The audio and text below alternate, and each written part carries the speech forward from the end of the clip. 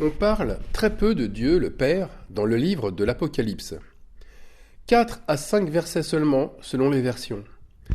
Et on parle très peu aussi du Fils de Dieu, et le nom de Jésus-Christ n'apparaît que 4 fois. Dès le début du chapitre 1, nous savons quel est l'auteur de ce livre. Révélation de Jésus-Christ. Et vers la fin du livre, au 20e chapitre, nous lisons ces mots « Ils revinrent à la vie, et ils régnèrent avec Christ pendant 1000 ans ». Et là aussi, il y a des versions qui emploient un autre mot que Christ. Par contre, dès que Jean évoque une puissance divine ou un trône, Dieu, théos dans le grec, est joint presque à chaque fois avec un autre nom. On parle d'une adoration. On vient se prosterner devant cette entité. Il est celui qui est assis au milieu du trône. Et il est digne de recevoir la puissance, la richesse, la sagesse, la force, l'honneur, la gloire et la louange. Mais quelle est cette nouvelle identité à adorer ? Ce n'est pas rien. C'est quand même lui qui ouvre les 7 sceaux. Apocalypse 6, verset 1. Il a le pouvoir de faire tomber les montagnes en se mettant en colère. Apocalypse 6, verset 16. Il se tient assis sur la montagne de Sion. Apocalypse 14, verset 1. Et ceux qui ne se sont pas souillés et qui sont vierges le suivent partout où il va. On le combattra en cherchant à le vaincre, mais personne ne pourra le vaincre, car il est Seigneur des seigneurs, le roi des rois. Et ceux qui sont avec lui, les fidèles et les élus, vaincront. La question que l'on devrait tous se poser, et là je parle des chrétiens en général, est pourquoi ce nom apparaît-il là où devrait être celui de Jésus-Christ notre Seigneur et notre Sauveur ? Eh bien, ce nouveau personnage, en fait, n'est pas du tout une nouveauté. Et figurez-vous qu'il est présent 100 fois dans la Bible. Et là, je vous parle de la version Louis II, 1910. Et rappelez-vous ce que j'avais écrit au sujet de ce nombre 100. Je cite, « 100, c'est un peuple souvent méprisé et mis à l'écart, qui célèbre son Dieu de manière intègre et parfaite parce qu'il a le caractère du bon berger. » Eh bien, vous verrez que ce nombre n'est pas un hasard, mais qu'il est parfait avec ce qui suit. Alors je continue. Et curieusement, ce personnage n'attire pas les regards. Et il est même insignifiant. Ce personnage, c'est un animal. C'est l'animal par excellence qui était destiné, par les Israélites, au sacrifice pour la rémission des péchés. On l'offrait sur l'autel lorsqu'il avait moins d'1 an, et cet animal de sacrifice devait être un mâle, sans défaut. On le prenait parmi ce qu'il y avait de meilleur dans le bétail. Cet animal, je pense que vous l'aurez compris, c'est l'agneau. Un animal docile, fragile, qui n'a aucune défense et qui peut être la proie facile de tout prédateur. C'est la proie très appréciée des loups. Eh bien, dans le livre de Jean, l'Apocalypse, Dieu s'assimile à l'agneau de Dieu. Les théologiens le présentent comme Christ, cette autre partie de Dieu, son fils unique, puisque Jean-Baptiste, en voyant Jésus de Nazareth venir à lui, Jean-Baptiste l'appela « Voici l'agneau de Dieu qui ôte le péché du monde ». Alors, contre toute attente, c'est l'agneau le thème principal du livre de l'Apocalypse. Et on va le voir, ce n'est pas Christ. Et beaucoup de traductions ont fait l'erreur de mettre Christ à la place de l'agneau parce qu'ils ont fait une confusion. Ils se sont dit « Christ et l'agneau, c'est pareil ». Eh bien, pas tout à fait.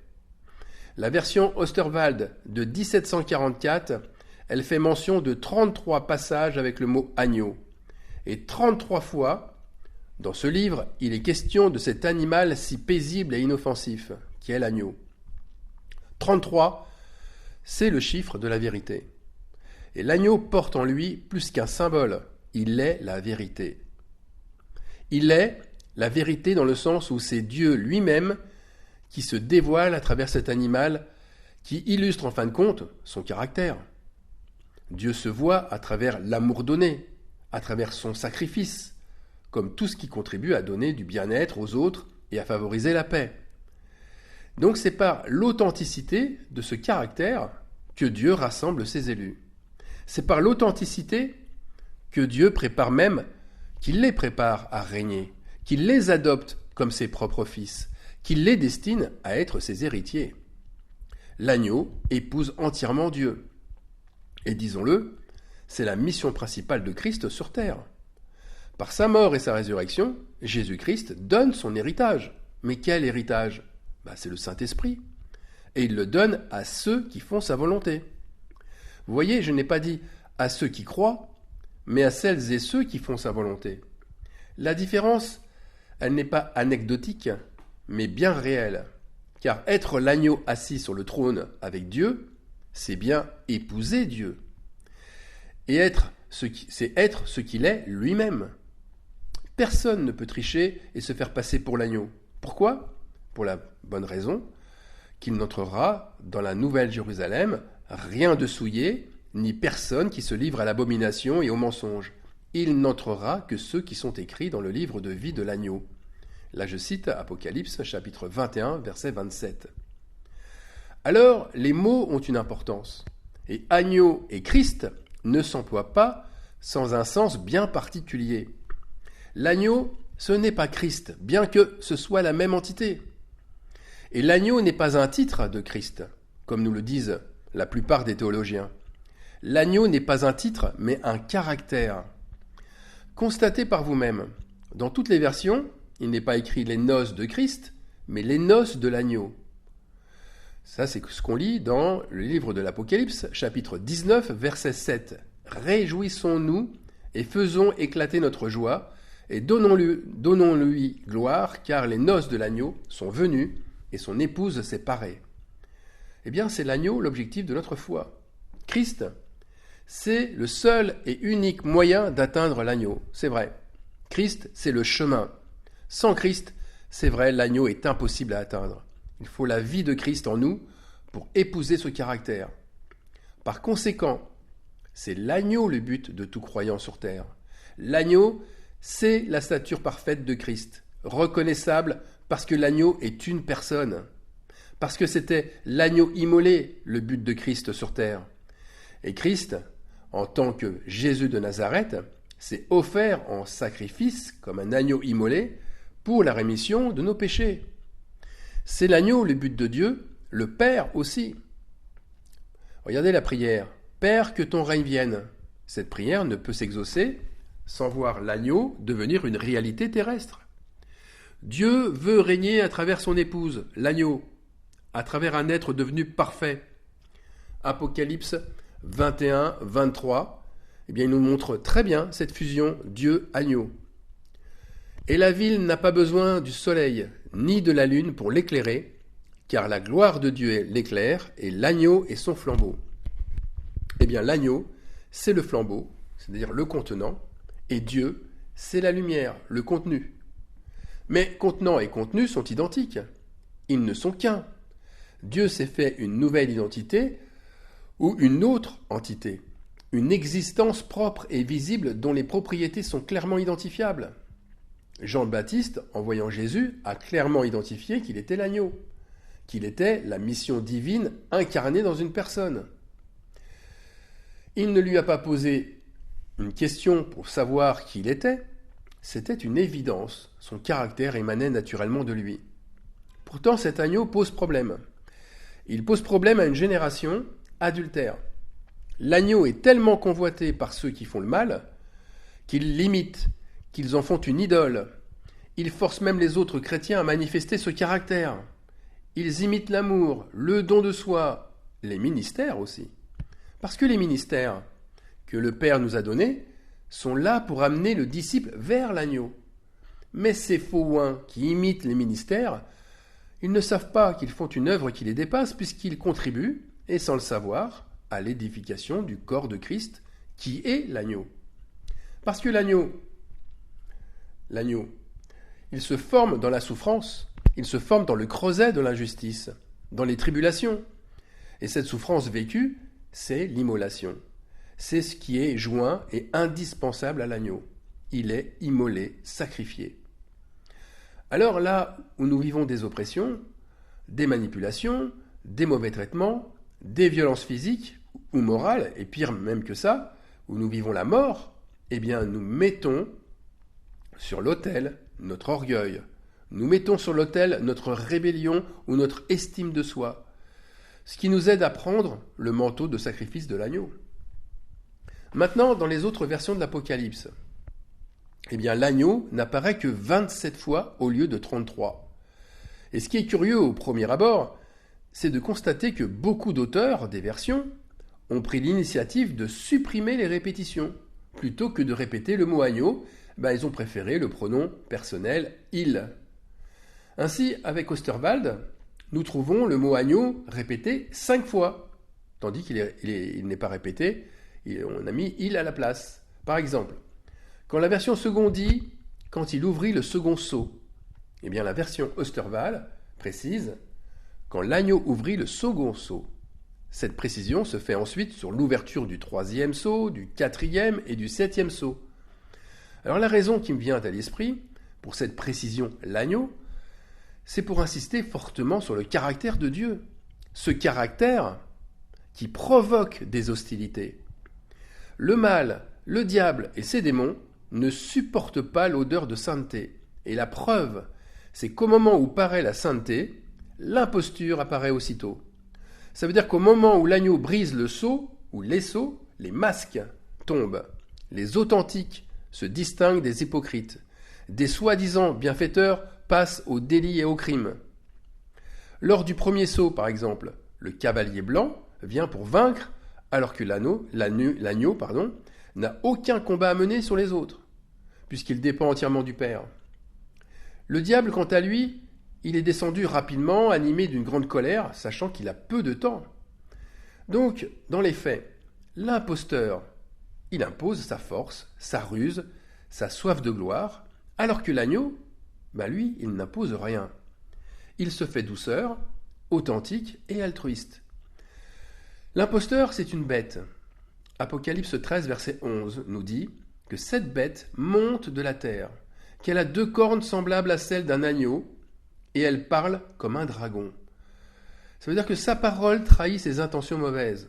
La bête paraît douce et conciliante au départ, c'est les 2 cornes, mais elle se montre à la fin intraitable et effrayante. Elle aime médire sur tous. Ensuite, Osterwald, il traduit Apocalypse chapitre 19, 14 ainsi. « Et les armées qui sont dans le ciel le suivaient sur des chevaux blancs, vêtus de fin lin blanc et purs, suivant l'agneau. » Alors cette distinction est cruciale, elle aussi, parce qu'elle précise ce qui suit et qui prédestine l'épouse. C'est un vêtement de puissance. Et ce vêtement de puissance est caractérisé par les armées qui sont dans le ciel. Et c'est aussi un vêtement de sainteté, c'est le vêtement de fin lin, blanc et pur. Maintenant, on va lire les versets qui précèdent et qui concernent aussi l'agneau. Donc le verset 11, « Puis je vis le ciel ouvert, et voici parut un cheval blanc.